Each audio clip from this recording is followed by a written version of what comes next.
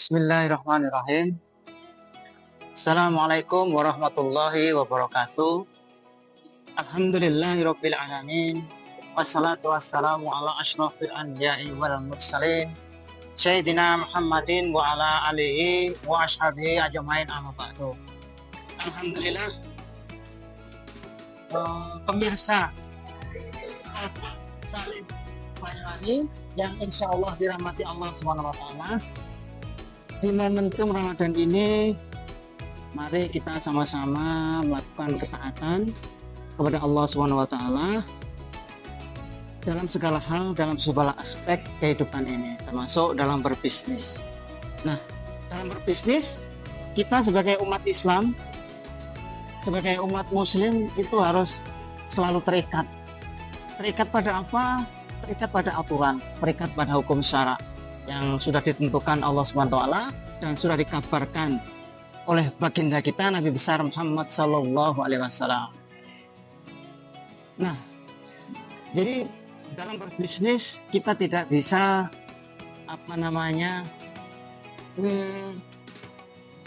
ikut-ikutan tanpa ada pegangan dalam kehidupan ini, termasuk ikut-ikutan seperti pengusaha-pengusaha kapitalisme.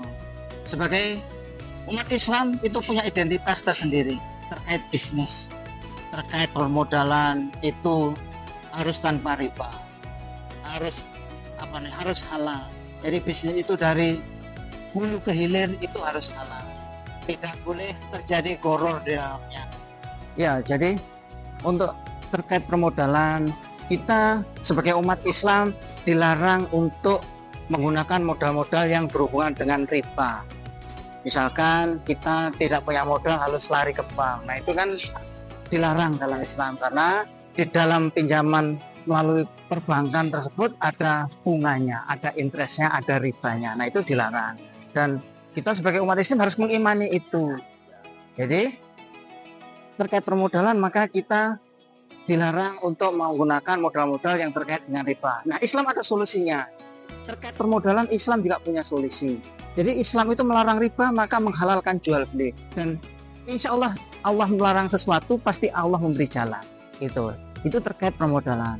Kemudian terkait apakah bisnis itu bergerak di bidang apa? Kalau misalkan saya ini berbisnis kuliner, maka yang dijual harus betul-betul halal, zatnya halal yang dijual, tidak boleh menjual sesuatu yang mengandung najis, yang haram, yang dilarang, itu dilarang untuk dijual. Nah, begitu. Jadi kita sebagai umat Muslim itu harus punya nilai, harus punya value yang kita jual.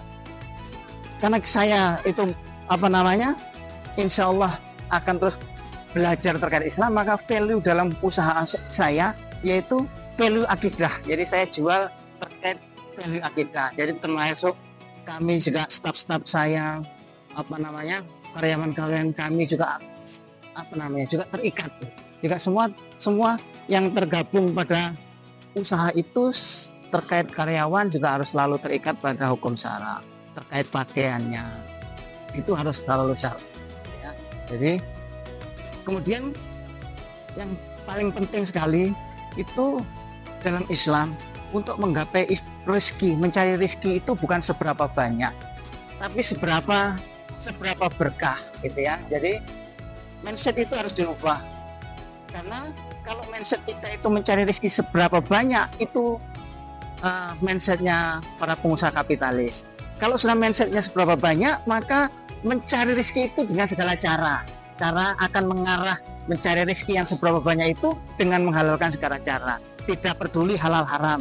Nah, kita sebagai umat Islam itu harus pegangannya itu harus halal haram. Jadi semua aktivitas itu harus berkaitan dengan halal haram. Bisnis itu bukan hanya untung dan rugi, tapi bisnis itu berkaitan pula dengan surga dan neraka. Mungkin untuk sementara